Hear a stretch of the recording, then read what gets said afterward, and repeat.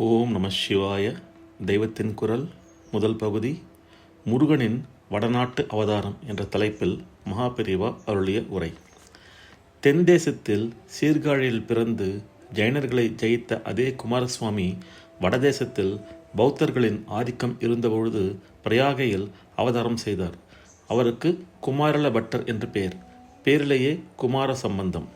பக்தி, ஞானம் இவற்றையெல்லாம் கூட ஒதுக்கிவிட்டு நமக்கு வேதம் சொன்ன கர்மா இருக்கிறது, அதை அனுஷ்டித்தாலே பரமஸ்ரேயஸ் என்று அனுஷ்டானம் செய்பவர்கள் இருந்தார்கள். இவர்களுக்கு கர்ம மீமாம்சர்கள் என்று பெயர். பூர்வ மீமாம்சர்கள் என்று சொல்வதுண்டு. வேதம் சொன்னபடி கர்மா செய்த இவர்கள் அதனாலேயே லோகக்ஷேமம், ஆத்ம திருப்தி இரண்டும் உண்டாவதை பார்த்தார்கள். எனவே கர்மாவுக்கு பலன் தருபவன் என்று ஓர் ஈஸ்வரனை கொண்டு வருவானேன் என்பது இவர்கள் கட்சி. அதனால் பக்தி வேண்டியதில்லை என்பார்கள். கர்மாவிலேயே நிறைவு இருக்கிற போது கர்மமே இல்லாத ஆத்மாவை பற்றி எதற்கு ஞான விசாரம்? ஞானத்துக்காகவே கர்மாவை விடுவது பாபம் என்பார்கள். அதாவது ஞான மார்க்கமும் இவர்களுக்கு ஆகாது. குமாரல பட்டர் இப்படிப்பட்டவர்தான். மீமாம்ச மதத்தில் 3 விதம் உண்டு. அவற்றில் பாட்ட மதம் என்பது குமாரல பட்டராலேயே ஏற்படுத்தப்பட்டது. அவர் மதம் ஸ்தாபிப்பதற்கு முன் கதைக்கு போவோம். வேத கர்மம் தானே பலனை கொடுக்கிறது என்ற நம்பிக்கையுடன் சகல கர்மானுஷ்டங்களும் செய்து வந்தார். அப்போது வேத அத்தியனம், யாக யஜ்ஞங்கள் முதலானவற்றை கண்டனம் செய்யும் பௌத்தர்களின் செல்வாக்கு அதிகமாகி வந்தது. அவர்கள் ஏன் அப்படி சொல்கிறார்கள், அவர்களுடைய கொள்கைகள் என்ன என்று பூரணமாக தெரிந்து கொள்ள குமாரல பட்டர் விரும்பினார். வைதிக கர்மானுஷ்டத்தின் உயர்ந்த பலனில் அவருக்கு சந்தேகமே இல்லை. அதை அவர் விடுவதாகவும் இல்லை. ஆனாலும் கூட உடனே பௌத்தர்களிடம் சண்டைக்கு கிளம்பிவிடவில்லை. அவர்களுடைய கொள்கை எந்த பிரயோஜனத்துக்கு ஏற்பட்டது என்று பூரணமாக தெரிந்து கொள்ள வேண்டும். அப்புறம் நம் கொள்கையின் பிரயோஜனம் பெரிதா, அது பெரிதா என்று தெரியும். இதற்கப்புறம்தான் அதை நிராகரிக்க தொடங்கலாம் என்று திறந்த மனசோடு எண்ணியிருப்பார் போலிருக்கிறது. அல்லது அந்த மதத்தை பூரணமாக தெரிந்து கொண்டால் பிற்பாடு வாரத்துக்கு இடமில்லாமல் நாமே பூரணமாக எதிர்வாதம் செய்து நிராகரித்து விடலாம் என்று எண்ணியிருக்கலாம்.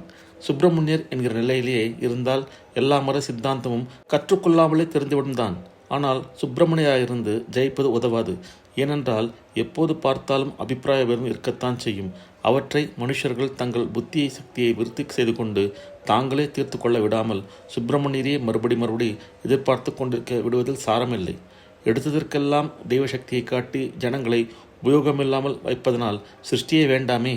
தெய்வசக்தியை ஒரே தடவை பிரயோகித்து எல்லாவற்றையும் சம்ஹரித்து விட்டு அப்புறம் பேசாமல் இருந்து விடலாம். ரொம்பவும் அதர்மம் மிஞ்சிப்போனால் கிருஷ்ண பரமாத்மா மாதிரி பகவத் சக்தியை காட்டத்தான் வேண்டும். மற்ற சமயங்களில் மனுஷராக இருக்கிற மாதிரியே காட்டிக்கொண்டு மனுஷர்களுக்கு தக்கபடிதான் நடக்க வேண்டும்.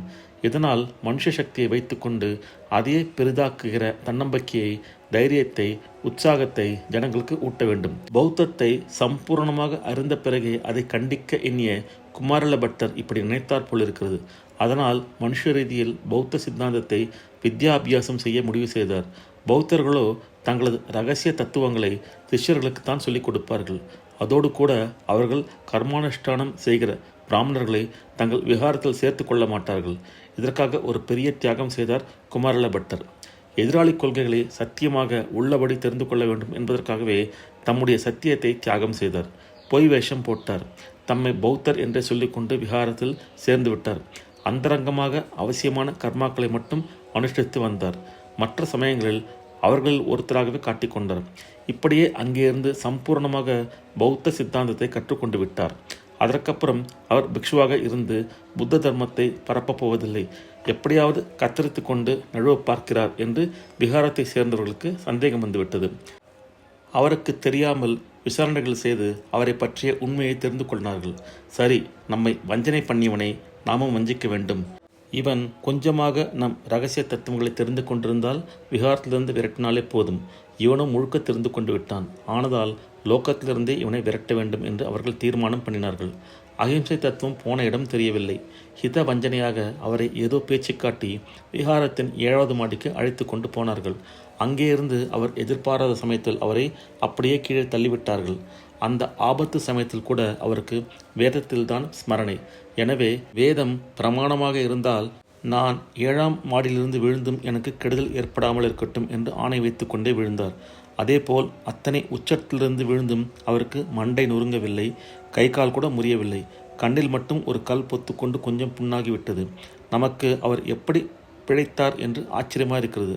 அவருக்கோ வேத பிரமாணத்தின் மேல் நான் ஆணை வைத்திருக்க எனக்கு ஏன் இந்த சின்ன உபாதை கூட ஏற்பட வேண்டும் என்று வேதத்தின் மேல் சுவாதீனமாக கோபமே வந்தது. அப்போது அசிரீரி கேட்டது, அது நீ என்ன சொன்னாய்? வேதம் பிரமாணமாதலால் எனக்கு கெடுதல் ஏற்படாது என்று சொல்லவில்லையே. இப்படி சொன்னால் அல்லவா பூரண நம்பிக்கை என்றாகும். நீ வேதம் பிரமாணமாக இருந்தால் என்று சொன்னதில் கொஞ்சம் சந்தேகம் தொக்கி நிற்கத்தானே செய்கிறது. அதன் பலன்தான் கண்ணுக்கு வந்த கஷ்டம் என்றது.